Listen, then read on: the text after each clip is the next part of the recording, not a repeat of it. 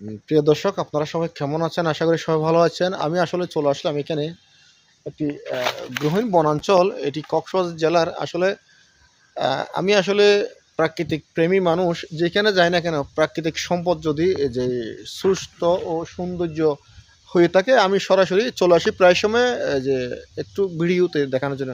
আমার পিছনের এই অংশটি আপনারা দেখতেছেন, কি সুন্দর! যে দেখেন, সেগুন কাঠ। বর্তমান যুগে এরকম সুন্দর সেগুন কাঠের যে বাগান দেখা কঠিন, কারণ যেহেতু আমাদের বিভিন্ন এলাকায় যারা পরিবেশ ধ্বংসতে কাজে জড়িত, তারা ধ্বংস করতেছেন বনাঞ্চল। তো দেখলাম বিভিন্ন জায়গায় এখনো যে বনের কিছু কাঠ এখনো অক্ষত রয়ে গেছে।